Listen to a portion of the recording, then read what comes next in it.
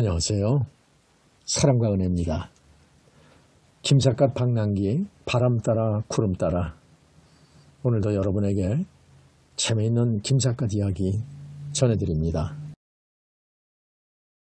영월 101장에서 선천방어사였던 자신의 할아버지 김익순을 욕한 시로 장원급제를 한 김삿갓 김병현. 그는 자기 친할아버지에게 씻을 수 없는 모욕을 주었던 사실을 알고 나서 치욕감에 사로잡혀 밖으로 나가 술집을 찾습니다. 그곳에서 한 노인을 만난 김삿갓은 이런저런 이야기를 함께 나눕니다. 과거 시험에 여러 번 낙방을 했다는 노인과 술잔을 기울이면서 세상 사는 이런저런 이야기를 나눕니다. 김삿갓의 사정을 알게 된 노인은 세상 살아가기 부끄럽다고 말하는 김삿갓에게 삿갓을 쓰고 다니면 부끄러워서 하늘을 볼 필요가 없지 않겠는가 라는 말을 합니다. 안동 김씨, 그 중에서도 가장 세도가였던 장동 김씨 후손이었던 김병현. 그는 거기서 힌트를 얻어 삿갓을 쓰고 하늘을 가리고 방랑 삼천리를 방황하는 그 이름 김삿갓으로 행세하게 되는 계기가 되는 것입니다. 그러면 김삿갓은 술집 노인을 만나서 어떤 이야기를 주고받았을까요? 이제 오늘의 내용 속으로 들어가 봅니다. 달포전에 100일장을 보려고 읍내로 갈 때에는 실록이 한창이었다. 그러나 그동안의 계절이 바뀌어 이제는 녹음이 우거진 것이 마치 머나먼 딴 나라에 온 듯한 느낌이었다. 산골짜기에는 황혼이 물들어가기 시작하고 먼 숲속에서는 젖동새가 울고 있었다. 태자에는 이렇게도 질서정연하게 전이 되어가고 있구나. 게다가 사람들은 자연에 순응하며 평화롭게 살아가고 있는데 어찌하여 나만은 남모르는 마음의 고통을 겪어야 하는 것일까?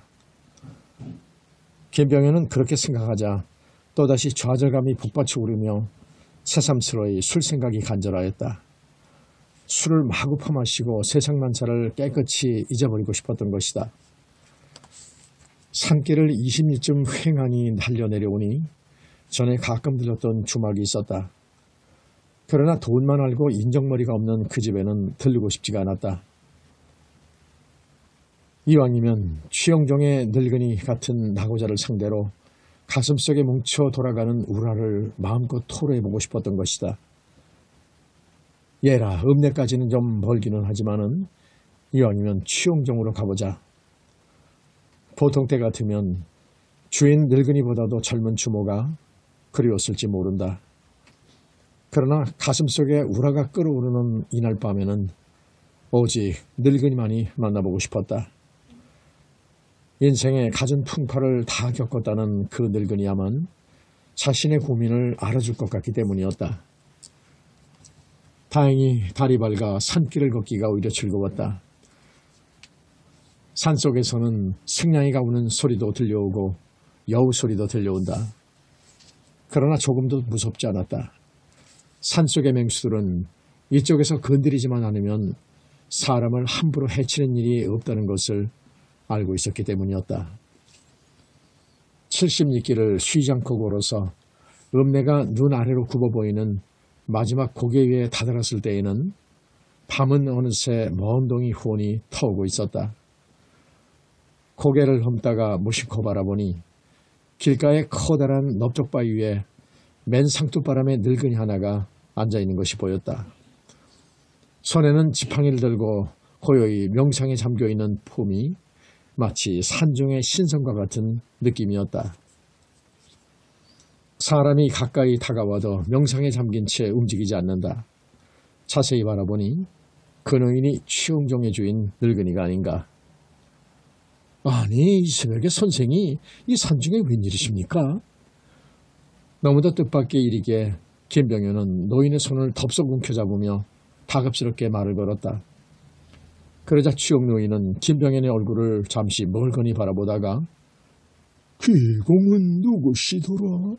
하고 반문한다. 취중에 만났을 뿐이니 얼굴을 기억하지 못하는 것은 너무도 당연한 일이었다. 김병현은 취역 노인이 자기를 알아보지 못하는 것이 약간 서운한 느낌이 들었다. 그러나 취중에 만났을 뿐이므로 자기를 알아보지 못하는 것이 오히려 당연한 일일 것 같아서 얼른 자기소개를 이렇게 하였다. 기억하실지 모르겠습니다마는 달포전의 읍내에서 백일장이 있었던 날 저는 취용동에서 선생과 함께 술을 마신 사람입니다. 취용노인은 그제야 생각이 나는 듯 김병현의 손을 덥석 움켜잡으며 이제야 알겠네. 그렇다면 자네가 바로 백일장에서 장원 급제한 김병현 공이 아닌가? 하고 마치 죽었던 사람이 돌아오기라도 한 듯이 반가워하는 것이었다. 이번에는 김병현이 놀랄 판이었다. 아니, 제가 장원 급제한 것을 선생께서 어떻게 아십니까? 어따 이 사람아, 내가 비록 늙었기로 글줄이랑 한다는 놈이 백일장에 무관심할 수가 있는가? 백일장에서 장원 급제한 자네 시는 나도 읽어보았네. 자네는 놀랄 만큼 재기가 환단한데 그려. 그러나 시로서는 용실지 몰라도 내용은 별로 찬성할 바가 못되던걸. 그건 그렇다 치고 이 신새벽에 자네가 도대체 이 산중에 웬일인가? 의관도 갖추지 않고 봉도난발로 말이야. 김병현은 시의 내용이 신통치 못하는 말에 한 대 얻어맞은 느낌이었다. 그러게 취옥노인의 견해를 들어보고 싶은 생각이 없지 않았다. 그러나 그런 문제를 거론할 장소가 못되기에 얼른 화제를 돌렸다. 저도 저지만 신새벽에 선생은 이 산중에 웬일이십니까? 나 말인가? 나는 진종일 술을 마시다가 초저녁에 한잠 자고 나면 영 잠이 와야지. 그래서 새벽마다 이 산 위에 올라오는 버릇이 있다네. 건강을 위해서 새벽 산책을 하신다는 말씀입니까? 이 사람 다 죽게 된 나이에 건강이 무슨 건강인가? 그렇다면 무엇 때문에? 자네는 글을 잘하니까 풍류도 잘 알고 있을 게 아닌가. 옛글에 말래 정려중 헐문일조 농성하면 편한 기효 다 유치 라는 말이 있지 않은가. 사방이 고요할 때 산에 올라와 새소리에 귀를 기울이고 있노라면 무한한 아치가 절로 느껴진다는 말이지. 나는 새벽마다 그런 아치를 유일한 낙으로 삼아보고 있다네. 단순한 주광으로만 알고 있던 취역노인에게 그와 같이 고답적인 풍류가 있음을 알고 김병현은 머리가 절로 수그러질 지경이었다. 선생이 그런 아치를 가지고 계실 줄은 미처 몰랐습니다. 그렇다면 선생은 도인이 아니십니까? 이 사람 진짜 도인이 되려면 앙천대소를 하겠네. 그건 그렇고 도대체 자네는 어디로 가는 길인가? 취역노인은 김병현의 행세를 아래위로 눈여겨보며 다시 한번 켜묻는다. 김병현은 잠시 머뭇거리다가 솔직하게 이렇게 대답하였다. 실상인즉 마음에 괴로운 일이 생겨서 술 마시려고 취용종을 찾아오던 길이었습니다. 그래. 취용종이 오던 길이라면 마침 잘 만났네. 나하고 같이 내려가세. 괴로움을 잊어버리는 데는 뭐니 해도 술이 제일이거든. 취용노인은 앞장서서 산을 내려오며 마음에 괴로운 일이 생겼다니 그 무슨 일인가? 하고 묻는다. 내용이 좀 복잡합니다. 내용이 복잡한 일이라. 취역노인은 굳이 캐어 물어보려고 하지 않았다. 다만 앞장서서 묵묵히 산을 걸어 내려오며 혼잣말로 이렇게 중얼거린다. 인생의 화복은 오직 마음 먹기에 달려있는 것. 심지상 무풍도면 수재계 청산 녹수라는 예글이 쓰렸다. 마음에 물결만 없으면 어디를 둘러보아도 산이 푸른 그 수목이 아름답게만 보인다는 말이지. 그러나 마음을 고요하게 가진다는 것이 어디 쉬운 일이어야 말이지. 취용노인은 순전히 혼잣말로 중을 걸었을 뿐이었다. 그러나 김병현은 뒤따라오며 그런 소리를 듣고 있는 동안에 이상하게도 자기 자신이 자꾸만 초라해지기 짝없는 존재처럼 여겨졌다. 취용노인은 가파른 산길을 거침없이 걸어 내려오며 또다시 독백을 계속한다. 영화와 후욕에도 마음만 흔들리지 않으면 뜰 앞에 꽃들이 자연스럽게 피고 자연스럽게 지는 모양을 한가로운 마음으로 바라볼 수 있으렸다. 옛날 사람들은 그런 심경을 달인의 심경이라고 일러왔었지. 취용노인은 누구더러 들으라는 것이 아니고 어디까지나 혼자 중얼거리는 말이었다. 그러나 김병현은 그런 말을 들을수록 자기 자신이 점점 형편없는 속물인 것 같은 느낌이 절실해왔다. 자기는 지금 죽느냐 사느냐 괴로워하고 있지만 취용노인에게는 한낱 웃음거리로만 보이는 것 같기 때문이다. 이어코 취용종에 당도하자 취용노인은 살인문을 활짝 열어젖히고 앞마당으로 들어서며 어서 방으로 들어가세. 오늘은 새벽부터 손님이 있어서 재수가 좋은걸. 그리고 방문을 열어보고 나서 이 집 주모는 어디를 갔는고? 설마 쌀이 떨어져서 새벽부터 쌀동량을 갔을 것은 아니고 우리끼리 술만 마시면 그만이니까 어서 들어와요. 방 안으로 따라 들어와 보니 과연 주모는 보이지 않았다. 김병현은 주모가 어디를 갔을까 싶어 약간 궁금한 느낌이 없지 않았다. 그러나 취용노인은 그런 것은 아랑곳 아니하고 부엌으로 나가더니 술상을 손수 차려가지고 들어온다.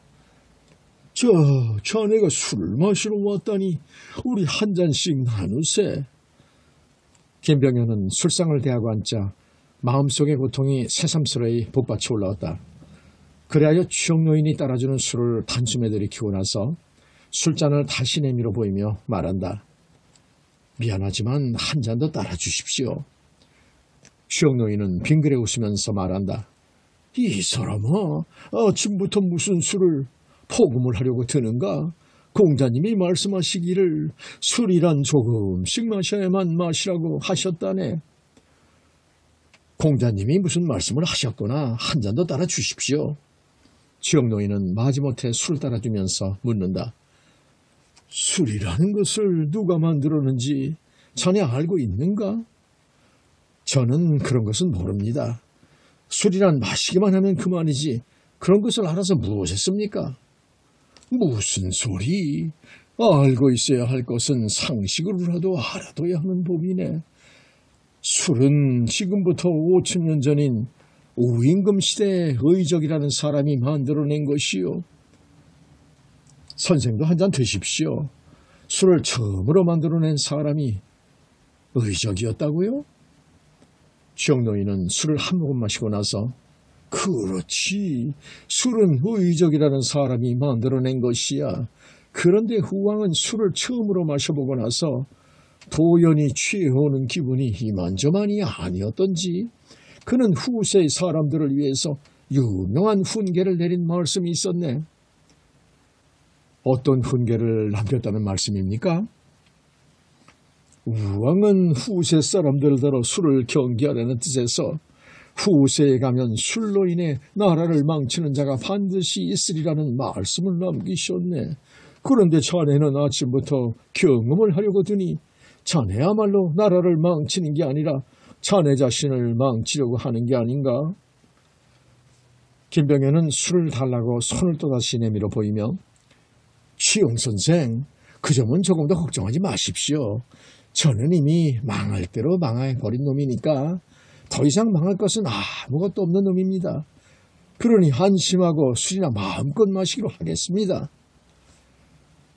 취용노인은 어처구니가 없는지 김병현의 얼굴을 멀거니 건너다보다가 여보게 김공, 옛글에 청공낭월 하천불가고상 이비야덕 투야촉이라는 말이 있네.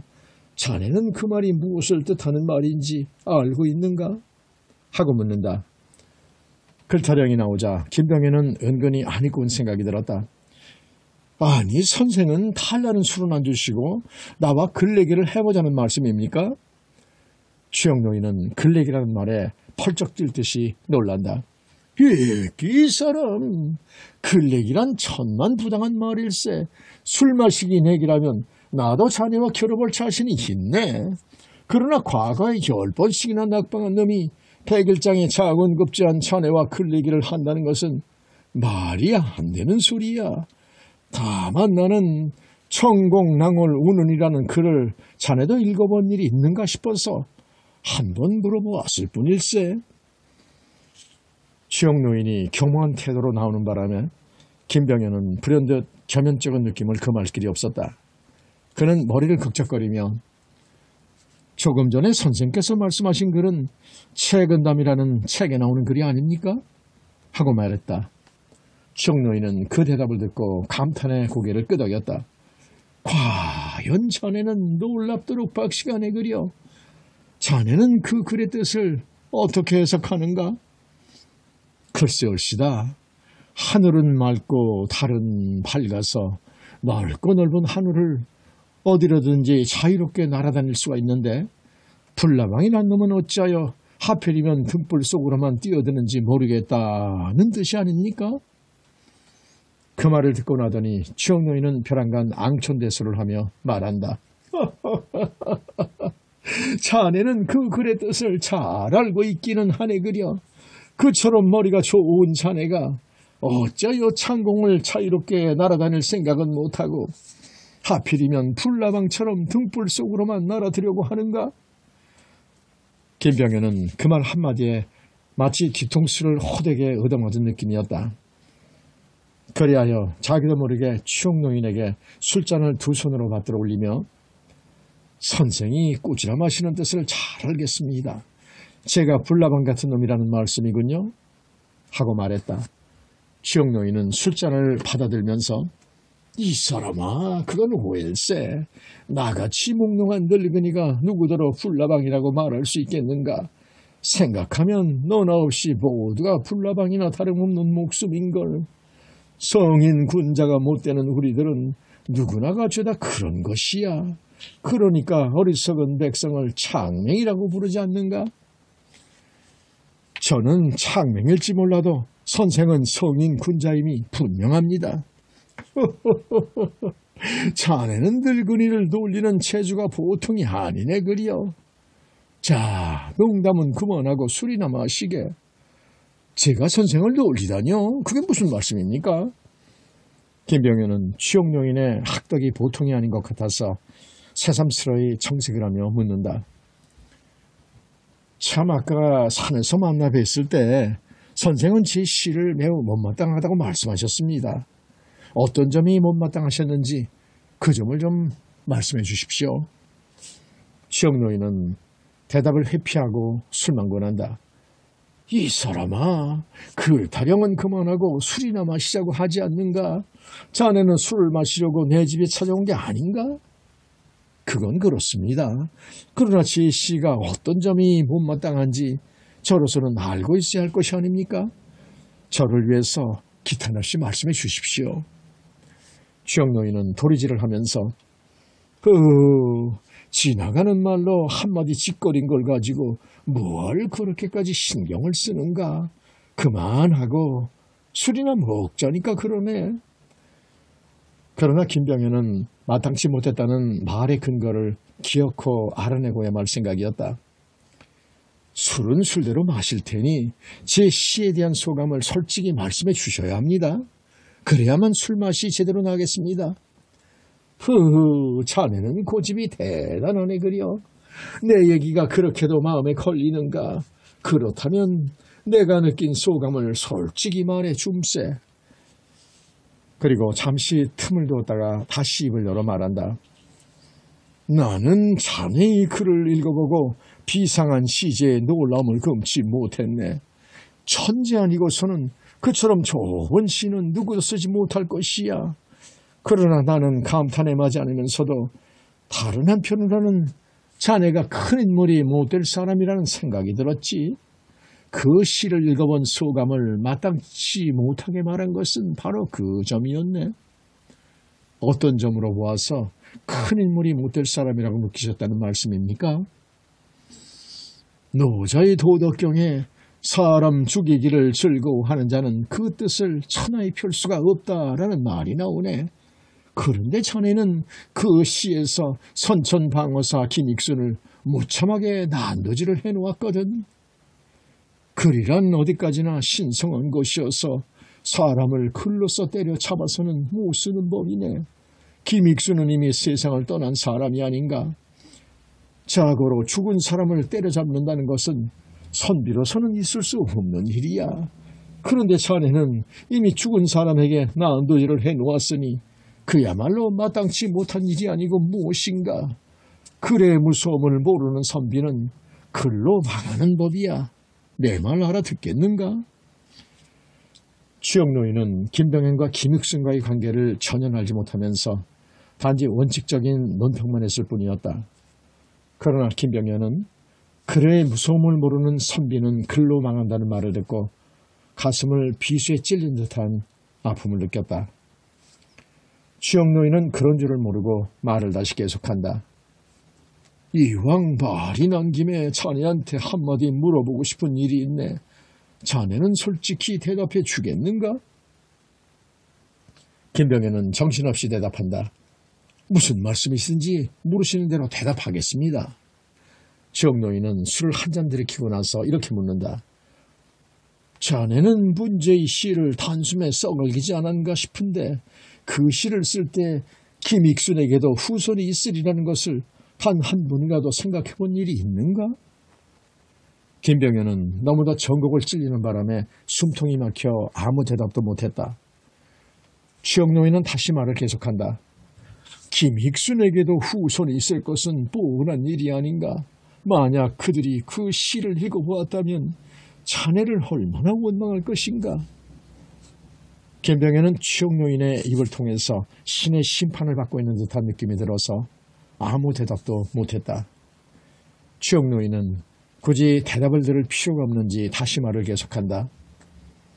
옛날에 정의천 선생이 말씀하시기를 선비에게는 세 가지 불행이 있다고 하셨네. 첫째 불행은 젊은 나이에 과거에 급자여 고관이 되는 것이고, 두 번째의 불행은 부모의 세도를 등에 업고 고관이 되어 영화를 누리는 것이고, 세 번째의 불행은 재주가 남달리 비상하여 문장을 함부로 써갈리는 사람이라고 말씀하셨네. 나는 자네 시를 읽어보다가 불현듯 삼불행이란 예글을 연상하였네. 덕을 쌓지 못한 사람이 재주만 믿고 남을 함부로 비난하는 것은 그 사람을 글로써 죽여버리는 것과 마찬가지 일이거든. 선비가 붓을 들어 남을 논평하려고 할 때에는 모름지기 그 사람에 대한 이해와 참된 애정이 선행돼야 하는 법이네. 그런데 자네의 글에서는 이해와 애정 같은 것은 추구도 찾아볼 수가 없더란 말이야. 그러니까 김익순의 후손들이 그 시를 읽어보았다면 자네를 죽이고 싶었을 것이 아닌가? 내 말 알아듣겠는가? 김병현은 눈앞에 늙은이가 모든 비밀을 다 알고 있으면서 일부러 가면을 쓰고 자기를 골려주는 것만 같았다. 그리하여 추영노인의 두 눈을 왈칵 움켜잡으며 시비처럼 선생은 나의 비밀을 다 알고 있으면서 어째서 가면을 쓰고 사람을 골탕을 먹이려고 드시오. 세상에 그런 악취미가 어디 있단 말이오. 하고 외치자 추영노인은 어리둥절한 표정으로 말한다. 이 사람아, 별한 건 왜 이러는가? 내가 알기는 뭘 알고 있다는 말인가? 자네가 무슨 소리를 하고 있는지 나로서는 도무지 이해를 못하겠네 그려. 거짓말 그만하시오. 정말로 아무것도 모른다면 김익순의 후손 얘기는 왜 자꾸만 끄집어내시오. 도둑이 제발 저린다고 하던가. 김병현은 재물에 화가 동했다. 김병현은 아무것도 모른다는 추영노인의 말을 믿으려고 하지 않았다. 아무것도 모르는 사람이라면 구태여 김익순의 후손 운운하는 말을 자꾸만 되씹어 말했을 리가 없기 때문이었다. 선생은 젊은 놈에게 거짓말 그만하시오. 아무것도 모른다는 것은 말이 안 되는 소리요. 추영노인은 점점 괴상한 얼굴이 되어서 이 사람아, 내가 무슨 거짓말을 했다는 말인가? 자네는 무언가 오해를 하고 있네 그려. 대관절, 내가 자네의 무슨 비밀을 알고 있다는 말인가? 하고 정색을 하며 반문하였다. 어시오, 김병현은 난처해지고 말았다. 그래서 얼른 이렇게 반문했다. 나는 지금 모호한 일로 번민을 하고 있노라고 선생에게 말씀하였어. 그런데 선생은 내가 번민하는 일에 대해서 구체적인 내용은 한마디도 물어보지 아니하고 있으니 그것은 어떻게 된 일이오? 이 사람아, 자네가 번민하고 있다는 사실만 알았으면 그만이지 구체적인 내용까지 물어볼 필요가 뭐란 말인가? 어째서 구체적인 내용을 물어볼 필요가 없다는 말이오? 취업노인은 어처구니가 없는 듯 너털웃음을 웃고 나서 이렇게 말한다. 자네는 아직 나이가 어려 잘 모르겠지만 인생을 70여 년 살고 나서 보니 사람이 번민하는 대응이라는 것은 대개가 그렇고 그런 것이야. 그러니까 남의 번민을 덜어주려거든 원칙적인 말만 들려주었으면 그만이지 구체적인 내용 같은 것은 알아볼 필요가 없는 것이야. 사람이 번민하는 원인은 대개가 대동소이한 것인데 그런 것을 일일이 알아볼 필요가 뭐란 말인가? 어떤 번민을 막론하고 번민이라는 것은 마음의 불안정에서 오는 것이기 때문에 마음만 안정시켜주면 저절로 해결되는 법이야. 그렇다면 선생은 어찌하여 김익순의 후손 얘기를 자꾸만 끄집어내셨어? 그것이야말로 김익순이 나의 할아버지라는 사실을 다 알고 있다는 증거가 아니고 무엇이란 말이오? 김병현은 김익순과 자기와의 관계를 무심 중에 자기 입으로 토로해버리고 말았다. 취역노인은 그 말을 듣자 까무러칠 듯이 놀란다. 뭐야? 김익순이 자네 할아버지시라고? 그러면 자네는 그런 줄도 모르고 자기 조부를 무참하게 후려 때렸더란 말인가? 김병현은 그와 같은 질문을 받자 자기도 모르게 몸부림을 치며 괴로워하였다. 취역노인은 김병현을 그 이상 건드릴 생각은 아니하고 고개를 몇 번이고 끄덕이며 혼잣말로 중얼거린다. 그런 관계였구만. 김익순이 할아버지인 줄도 모르고 역적으로 몰아붙여 난도질을 해놓았으니 일은 크게 벌어진 셈인걸. 이미 엎질러진 물이니 이제는 어쩔 수 없는 일이지. 이어고 취역노인은 김병현에게 술을 권하며 달래듯이 말한다. 복수는 불반분이라고 이미 엎질러 놓은 물을 다시 주워 담을 수는 없는 법이니 만사 체념하고 술이나 먹세. 김병현은 술을 단숨에 들이키고 나서 취역노인에게 애걸하듯 말한다. 제가 조상에게 저지른 죄를 어떻게 하면 좋겠습니까? 취역노인이 조용히 대답한다. 천자걸은 유가위나 자자걸은 불가활이라는 말이 있지 않는가? 천재는 노력하면 피할 수 있어도 사람이 저지른 재앙은 막아낼 수가 없는 법이네. 자네는 지은 죄에 대해서는 응당벌을 받아야 하겠지. 김병현은 다시 술을 들이키면서 어떤 벌을 받아야 할지 선생께서 가르침을 내려주소서. 내가 신이 아닌 바야 난들 어떻게 알겠는가. 저는 죄가 너무도 중해 죽어버리고 싶은 심정입니다. 자네는 부모님이 계실 게 아닌가? 어머님이 계십니다. 그렇다면 자결은 또 하나의 죄를 범하는 셈이야. 죽지도 못한다면 저는 어쩌란 말씀입니까? 그 괴로움, 그게 바로 자네 자신이 저지른 죄에 대한 천벌이라고 생각하면 되는 것이야. 김병현은 또다시 술을 들이키며 양불쾌어촌이라고 하는데 저는 죄가 너무도 중에 하늘을 우러러볼 수가 없게 되었으니 그러고서 어떻게 살아가라는 말씀입니까? 그러자 취역노인은 소리내 웃으면서 이렇게 말한다. 하늘을 우러러보기가 부끄러우면 상제 모양으로 삿갓을 쓰고 다니면 될 게 아닌가? 김병현은 그 소리에 깜짝 놀랐다. 네? 삿갓을 쓰고 다니라고요? 하늘을 우러러보기가 부끄럽다니까 삿갓을 쓰고 다니라고 할 밖에 없지 않은가? 그러면 하늘을 직접 우러러보지 않고도 살아갈 수 있을 게 아닌가? 삿갓을 쓰고 살더라도 죽지는 말라는 기상천외한 책상이었다. 그 말을 듣는 순간 김병현은 불현듯 어머니의 말씀을 연상했다. 어떤 일이 있어도 죽지는 말라고 애원하시던 바로 그 말씀이었다. 삿갓을 쓰고 살더라도 살기는 살아야 한다는 말인가? 김병현이 고민에 잠겨 있는데 추영여인이 무심코 암시적인 말을 한마디 또 던진다.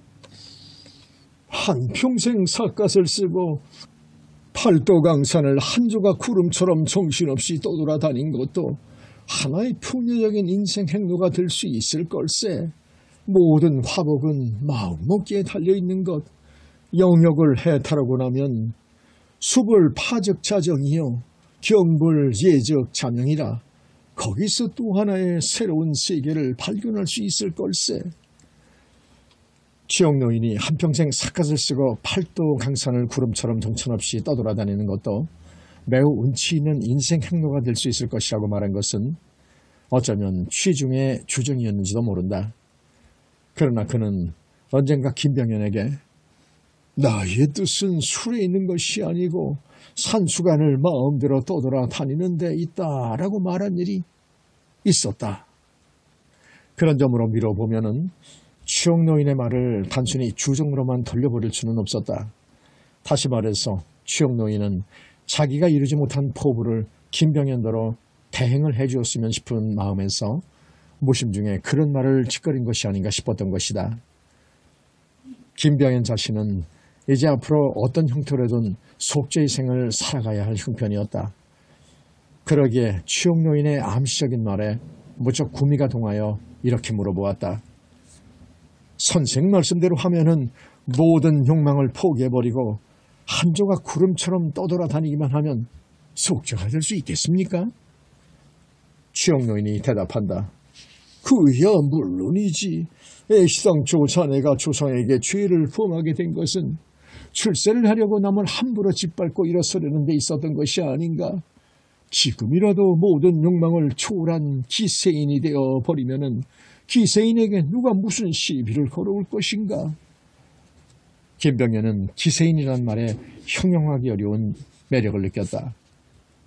선생 말씀대로라면은 저는 이제 앞으로 되는 대로 살아가는 것이 좋으리라는 말씀이죠. 내 말이 그런 뜻이 되는가? 추영노인은 너터로 숨을 웃어버리고 나서 옛날 시에 만사무심 일조간 삼공불안차 강산이라는 말이 있지 않은가? 모든 욕망을 깨끗이 버리고 한 세상을 산천 경계와 더불어 되는 대로 살아가는 것도 매우 운치 있는 생애가 될 수 있을 것이야. 나는 한평생을 영달에 급급했지만 지금 돌이켜보면 모두 허망한 꿈에 지나지 않았거든. 하고 자조적으로 씨부리는 것이었다. 김병현은 추영노인의 말을 들을수록 모든 욕망을 버리고 되는 대로 살아가고 싶은 생각이 절실하였다. 그렇다. 모든 인연을 끊어버리고 한 조각 구름처럼 살아가기로 하자 나 자신이 기세인이 되어버리면 누구와 더불어 시비를 가릴 것도 없고 조상에 대한 죄도 절로 풀려버릴 것이 아닌가. 김병현은 그런 결심을 하고 나자 자기도 모르게 시흥이 솟구쳐 올라 되는 대로 살아가라는 말씀이 마음에 들어서 제가 희시를 한 수 지어보고 싶은데 들어주시렵니까? 하고 말했다. 자네가 시를 한 수 읊고 싶다고? 가만히 있자. 지 필목을 갖다 줄 테니 이왕이면 종이에 써주게. 추영노인은 부랴부랴 붓과 종이를 갖다 준다. 저는 되는 대로 살아가라는 말씀이 매력이 느껴져서 시도 되는 대로 읊을 테니 한번 도와주십시오.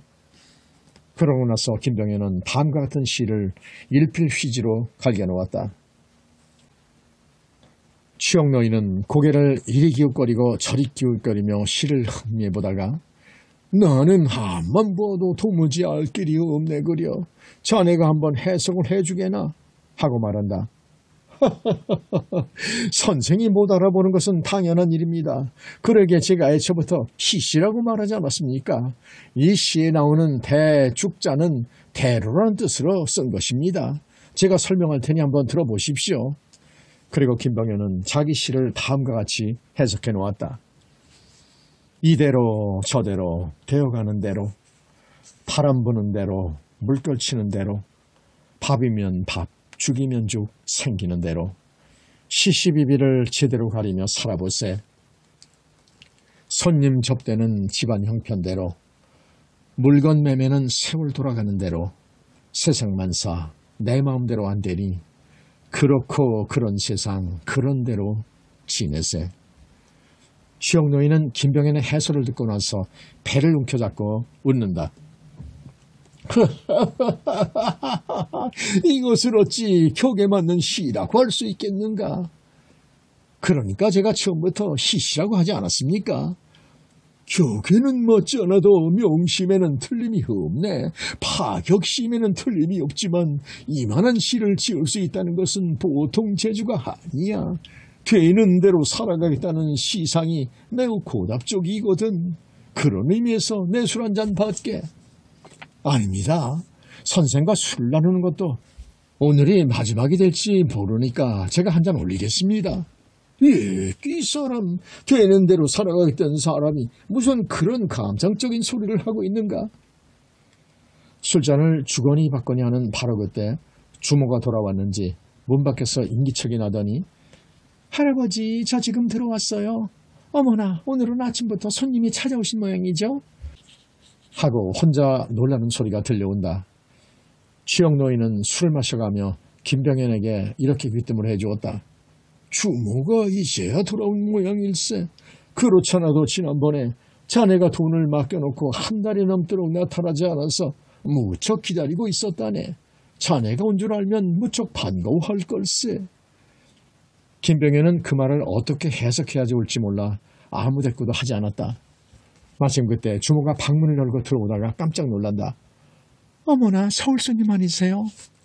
거기까지는 좋았으나 김병현이 망건 발음인 것을 보고 나서 다시 한번 놀라며 아이고머니 서울 양반이 의관도 갖추지 않고 이게 웬일이세요? 하고 묻는다. 김병현은 주모를 다시 만나게 된 것이 무척 기쁘기는 하였다. 그러나 자신의 입장이 무척 어색하게 느껴져서 어쩌다가 이렇게 되었네. 그동안 잘 있었는가? 하고 대답을 얼버무려버렸다. 주모는 여전히 반가워하면서 묻는다. 술값을 맡겨놓고 어쩌면 그렇게도 안 오셨어요? 거기까지 말하다가 문득 생각이 났는지 참 우리 집 영감님이 그러시는데 서울 손님은 지난번 폐길장에서 장문급제를 하셨다면서요? 장문급제를 하셨으면 한턱 내실 일이지 어쩌면 그렇게도 시치미를 떼고 계셨어요? 그러나 취영노인이 대답을 가로막고 나선다. 한턱 내기는커녕 백일장에서 장원급제한 것이 동티가 나서 이제는 양반 노릇도 못하게 되었단다. 양반이 양반 노릇을 못하게 되다뇨? 그게 무슨 말씀이세요? 여자가 남의 집 불상사를 미주알 고주알 케어묻는 법이 아니야. 잔소리 그만하고 술이나 더 가져오너라. 취영노인이 한마디로 휘갑을 쳐버리자 주모는 그 이상 아무 말도 물어보려고 하지 않았다. 그러나 방 안의 분위기에서 무엇인가 불길감을 느꼈는지 얼른 김병현에게 술을 따라주면서 이렇게 말하는 것이었다. 기룡화복은 쳇바퀴처럼 돌고 도는 거예요. 우리 집 할아버지처럼 세상만사를 죄다 훑어버리고 술이나 드세요. 김병현은 나이 어린 주모로부터 뜻하지 않았던 위로의 말을 듣자 벼랑간 눈시울이 화끈 달아올랐다. 그러나 아무 영문도 모르는 여인에게 눈물을 보이고 싶지 않아 자네는 새벽부터 어딜 갔다가 이제야 돌아왔는가? 하고 수지에 화제를 돌려버렸다. 주모가 대답한다. 가기는 어딜 가겠어요? 행여나 영지버섯을 구할 수 있을까 해서 산속으로 돌아다니다가 헌물을 켜고 돌아온걸요. 예? 영지버섯을 구하러 갔었다고? 영지버섯은 무엇에 쓰려고? 취영노인은 영지버섯이란 말을 듣고 코웃음을 치면서 주모를 나무란다. 아니 네가 오늘 아침에도 영지버섯을 따러 갔었단 말이냐? 영월이 아무리 산꼬르기로 영지버섯이 어디 있다고 날마다 영지버섯을 따러 다닌다는 거냐? 그러나 주모는 싱글싱글 웃으면서 대답한다. 누가 알아요. 지생이면 감천이라고 날마다 정성스럽게 찾아다니면 영지버섯이 기적적으로 생겨날 수도 있지 않아요? 김병현은 도무지 영문을 알 수가 없어 추억노인에게 물어본다. 영지버섯을 무엇에 쓰려고 구하십니까? 추억노인은 어이가 없다는 듯 너토로 숨을 웃으며 대답한다. 저 애는 나를 신선으로 만들고 싶어 새벽마다 영지버섯을 찾아다닌다네. 신선이라뇨? 영지버섯을 먹으면 신선이 됩니까? 옛날 한나라 때 중국의 상산의 사오라는 4명의 신선이 있었지. 그들은 날마다 영지버섯만 따먹고 살았기 때문에 결국은 신선이 되었다는 거야. 내가 며칠 전에 저애한테 그런 얘기를 들려주었더니 저애는 나를 신선으로 만들고 싶어서 그날부터 새벽마다 영지버섯을 찾아 나서곤 하는 거야. 그러나 영월 땅에야 영지버섯이 있어야 말이지. 김병현은 그 말을 듣고 젊은 주모의 알뜰한 정성에 형용하기 어려운 감동을 느꼈다. 추억노인은 젊은 주모를 낮에는 나의 딸이요 밤에는 나의 마누라라고 자기 입으로 공언한 일이 있었다. 그리고 주모 자신도 추억노인을 영감님이라고도 부르고 혹은 아버지라고도 부르고 또 혹은 우리 집 할아버지라고도 불러왔었다. 상식으로는 이해하기 어렵도록 복잡 미묘한 그들의 남녀 관계였었다. 그러나 그들의 관계가 어떠하든 간에 새파랗게 젊은 주모가 70이 넘은 추억노인을 신선으로 만들려고 새벽마다 영지버섯을 찾아 헤맨다는 것은 얼마나 아름다운 애정인가. 김병현은 생각이 그 점에 미치자 불현듯 집에서 자기를 기다리고 있을 마누라를 연상하였다. 마누라 황씨도 사랑스러운 여인임에는 틀림이 없었다. 그러나 젊은 주모의 애정이 헌신적인 데 비하면 마누라의 애정은 너무도 이기적이라는 생각이 절실하였다. 그 증거로 며칠 전에 김병현이 죽어버리고 싶다고 말했을 때 마누라는 위로는 못해주나마 대뜸 당신이 죽으면 나는 어떡하란 말이에요? 하고 시비자로 나오지 않았던가. 그렇다. 추억노인과 주모처럼 헌신적인 애정을 누리지 못할 바에는 차라리 세속적인 계류 같은 것은 일찍 끊어버리고 탁발성 모양으로 혼자서 방랑생활을 하는 것이 오히려 홀가분한 인생 행로가 될지 모른다. 김병현은 추억노인을 상대로 술을 마셔가며 마음속으로는 그런 생각을 골똘하게 하고 있었다. 김병현은 추억노인과 함께 붙박이로 술을 마시다가 닷새째 되는 날 저녁 무렵에야 집에 돌아가려고 추억병을 나섰다. 추억노인은 석별을 아쉬워하며 말한다. 이 사람아, 이왕이면 낮에 돌아갈 일이지 왜 저녁에 떠나려고 하는가? 햇볕을 보기가 부끄러워 일부러 밤에 돌아갈 생각입니다. 그렇다면 삿갓을 빨리 만들어 써야 하겠구만. 추억노인은 그렇게 말하고 밖으로 따라 나오며 내가 산 아래까지 배웅을 나가 줌세. 그러자 주모도 이별이 아쉬운 듯 뒤따라 나서며 사람은 만날 때의 기쁨은 몰라도 헤어진다는 것은 언제나 슬픈 일인 것 같아요. 하고 말한다. 김병현은 그 말을 듣고 나니 새삼스레 가슴이 뭉클해왔다. 엄밀히 따지고 보면 추억노인과 젊은 주모는 김병현에게는 노방의 타인이었다. 그러나 김병현은 술을 마셔가며 흉금을 터놓고 이야기를 나누는 동안에 추억노인을 인격적으로 존경하게 되었다. 더구나 추억노인을 받들어 아끼는 젊은 주모의 헌신적인 애정에는 형용하기 어려운 선망감조차 느꼈다. 게다가 속죄이기를 계시해준 추억노인의 이해지가 무한히 고맙기도 하였다. 두 사람의 배웅을 받으며 걸어오는 날이 냇물이 그들의 앞을 가로막는다. 김병현은 냇가에 팔을 멈추며 추억노인에게 말한다. 이제 그만 돌아가십시오. 선생을 다시는 못 뵐지 모르겠습니다. 우리가 아마 다시 만나기는 어려울 거야. 저 애는 아직 나이가 어리니까 인연이 있으면 다시 만날 수 있겠지만. 추억노인은 그렇게 말하고 하늘가에 떠있는 초승달을 잠시 우러러보다가 문득 시한수를 읊는다. 그대 가면 이 봄을 누구와 함께 논일고 새는 울고 꽃은 떨어지고 물은 흐르네. 지금 그대를 배웅하며 내가에 섰으니 뒷날 내 생각이 나거든 내가의 화보게. 김병현은 송별의 시를 듣고 나자 벼랑간 눈시울이 달아올라 추억노인의 손을 덥석 움켜잡았다. 선생님, 부디부디 오래 사십시오. 그리고 옆에 있는 주모에게 간곡한 어조로 이렇게 부탁하였다. 선생께서 영생 불사하시도록 부디 영지버섯을 구해다 드리도록 하게. 주모는 아무 대꾸도 못하고 고개만 수그렸다. 김병현이 자기 집에 돌아온 것은 집을 나간 지 6째 되는 날 새벽이었다.